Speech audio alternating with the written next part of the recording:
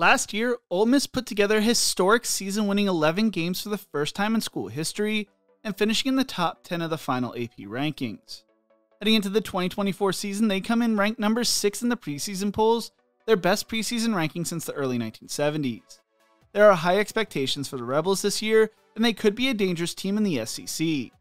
This is how Lane Kiffin turned Ole Miss football into a college football playoff contender. But before we get into this, if you enjoy college football content like this, make sure to leave a like and subscribe. Also, let me know which team you are most excited to watch this season in the comment section below. When Lane Kiffin arrived at Ole Miss, they were coming off an embarrassing loss to Mississippi State after missing the extra point to tie the game. The reason the extra point was missed was because Elijah Moore was flagged for mocking a urinating dog, and Ole Miss would lose 21-20. Matt Luke was given a tough task to rebuild Ole Miss following NCAA sanctions that occurred under Hugh Freeze and included a self-imposed postseason ban in 2017 and a second postseason ban from the NCAA in 2018, allowing players to transfer without losing eligibility. They also were put on probation for 3 years and had a reduction in scholarships and recruiting restrictions. Luke would go 15-21 in 3 seasons, and the program looked to be going in the wrong direction. The man chosen to replace Matt Luke would be controversial head coach Lane Kiffin. Kiffin rose to fame as an assistant for USC before being hired by the Oakland Raiders as head coach at the age of 31, which made him the youngest coach in Raiders history. Owner Al Davis had found success hiring young coaches in their 30s, with John Madden, Mike Shanahan, and John Gruden all coming to mind. Kiffin also became the youngest head coach in modern NFL history. Following a 4-12 season, Chris Mortensen reported Davis tried to force Kiffin to resign, who refused because he did not want to forego his $2 million in guaranteed salary. 2008 would be drama-filled between Davis and Kiffin that deserves a video all by itself. Following the Raiders, Kiffin would become the youngest head coach at the FBS level when he was hired by Tennessee, going 7-6 in his lone season, and would bolt to USC, leaving fans and students angry to the point where students rioted on campus. Kiffin would go 28-15 in 3 seasons at USC, before being fired after a 3-2 start. Kiffin was fired after a 62-41 loss to Arizona State. Weeks earlier, fans began to chant "Fire Kiffin" and booing him during their home opener against Washington State. Kiffin was left at Los Angeles International Airport while his bags were taken back to campus. Kiffin would then serve as an offensive coordinator and quarterback coach at Alabama from 2014 to 2016, and in 2014 he was named the Broyles Award finalist. After 3 controversial departures from 1 NFL team and 2 colleges, Kiffin would rehabilitate his career under Nick Saban, later being named FAU's next head coach in December of 2016. Kiffin would lead FAU to 2 Conference USA championships in 3 seasons, leading the Owls to a 26-13 record before being named head coach at Ole Miss. When Kiffin was hired, many wondered if he would use Ole Miss as a stepping stone, if he would burn out, or if he would lead the Rebels into the college football playoff contention. Kiffin walked into a tough situation, as according to Sports Illustrated's Ben Pickman, several Ole Miss players reportedly stormed out of the meeting in which athletic director Keith Carter told players Luke had been fired. After the meeting, junior offensive lineman Chandler Tuitt said half the team is talking about leaving, adding that if the entire coaching staff is dismissed, he doesn't think many players will stay with the program. Kiffin would not retain Rich Rodriguez as offensive coordinator, choosing to bring in Jeff Lebby instead. Led by quarterback Matt Corral, Ole Miss would go 5-5 and beat number 7 Indiana in the Outback Bowl, making it their first bowl win since 2015 when they won the Sugar Bowl. The 2020 season would start 1-4, but they would win 4 of their last 5 games, ending strong. During this 2021 season, Ole Miss would go 10-2 during the regular season with their 2 losses to number 1 Alabama and number 18 Auburn, while they upsetted number 13 Arkansas and number 11 Texas A&M. They would play in the Sugar Bowl and lost to number 6 Baylor 21-7. During the 2022 recruiting cycle, Lane Kiffin would earn the nickname Portal King, bringing in the second best transfer class according to 24/7 Sports, with 18 different transfers headlined by USC quarterback Jackson Dart, tight end Michael Trigg from USC, JJ Pugas from Auburn, Western Kentucky offensive tackle Mason Brooks, Georgia Tech edge Jaron Ivey, Central Michigan linebacker Troy Brown, TCU running back Zach Evans, and Auburn safety Ladarius Tennyson, all of whom were 4-star transfers. Ole Miss would start the season off 7-0 with an upset win over number 7 Kentucky or a loss on the road to LSU. They would rebound with a win over Texas A&M before losing 4 straight to end the season 8-5, losing to Texas Tech in the Texas Bowl. Lane Kiffin would once again crush it in the transfer portal, bringing in Chris Graves from Miami, Zachariah Franklin from UTSA, Damari Walton from Georgia Tech, Monty Montgomery from Louisville, quarterback Walker Howard from LSU, Hayden Prescorn from Memphis, Chris Marshall from Texas A&M, Trey Harris from Louisiana Tech, and John Saunders from Miami of Ohio, who were all 4-star transfers, leading to Ole Miss finishing second in the transfer portal.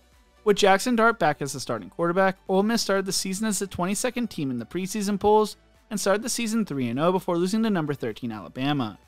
They would then go on a 5-game win streak before losing to Georgia, but ended the season on a 3-game win streak, including a Peach Bowl win over number 10 Penn State 38-25 to end the season 11-2, their first 11-win season in program history.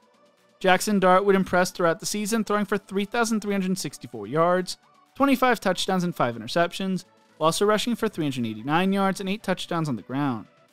Quinshon Judkins also impressed, rushing for 1,158 yards and 15 touchdowns on the ground, while Trey Harris had 985 receiving yards and 8 touchdowns. They averaged 35.1 points per game while only allowing 22.5 points per game, ranking 41st in the nation. During the offseason, Judkins would choose to transfer to Ohio State. They would add 4-star transfer running back Logan Diggs from LSU along with Trey Amos from Alabama, Daquan Wright from Virginia Tech, Deon Banks from South Alabama, Antoine Wells Jr. from South Carolina, Princely Umamilian from Florida, and Chris Paul Jr. from Arkansas, who were all 4-star transfers. Though the biggest get in the transfer portal for Ole Miss had to be former 5-star defensive lineman Walter Nolen, who remained a 5-star player in the transfer portal. Nolen will look to be a key piece on a dangerous defensive line for Ole Miss this season. According to Lane Kiffin, heading into the 2024 season, this is the most talented roster he has had in a while, and he has put together a strong coaching staff. During the offseason, Kiffin added former Giants head coach Joe Judge as an analyst. Judge also coached at Alabama and for the Patriots, learning under Nick Saban and Bill Belichick in the past. Along with that, Kiffin also added former Mississippi State head coach Zach Garnett as an analyst. Ole Miss added former Alabama defense coordinator Pete Golding heading into last season, who helped the Landshark defense rank 5th in the FBS in turnover margin and led the SEC. There's a lot of hype surrounding Ole Miss heading into the season as they are coming into the year ranked 6th in the AP poll, which is their highest initial ranking since Archie Manning in 1970. Kiffin spoke on the expectations, saying, "Even players who have had previous success here or other places, that doesn't mean anything either. Just making sure that they understand how that means nothing, and those can always be exact opposites a lot of the time from what's happened at the end of the year." Described the hype train as rat poison. On offense, Jackson Dart returns for his 3rd year as the starter and has the 5th best odds to win the Heisman Trophy. We'll have a stacked wide receiver room this year led by Trey Harris, Jordan Watkins, and Antoine Wells. The biggest question around the offense, though, is who will replace Judkins. Bentley IV was the backup last year and rushed for 540 yards on the ground, but it could also be Miami transfer Henry Parrish Jr.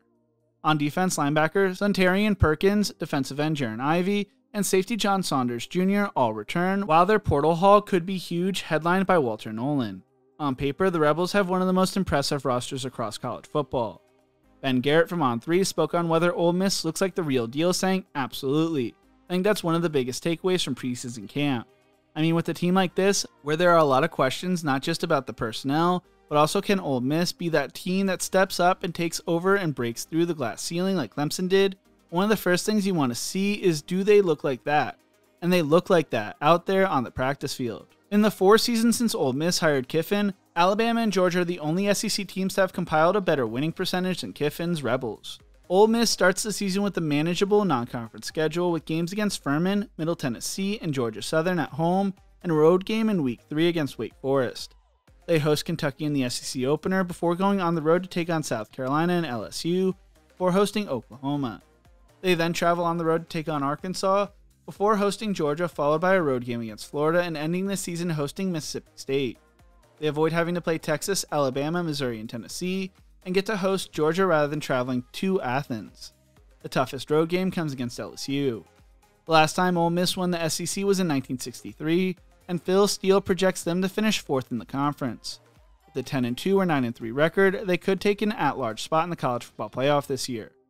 When asked about hosting a college football playoff game, Dart told the media, "I don't think Oxford would be ready for that.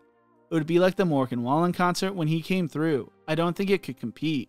If we hosted a game, that would be a special day in Oxford, and I feel bad for whoever would have to come in and play there. I think Lane Kiffin has built something special down in Oxford, and they are a team I'm excited to watch this season, and would not be surprised if they find themselves competing for a national title this season. What do you think? How well will Ole Miss do this year? Let me know in the comment section below. If you enjoyed this video, make sure to check out one of my other videos YouTube thinks you will love right here. Thank you so much for watching, and as always, remember to embrace the grind.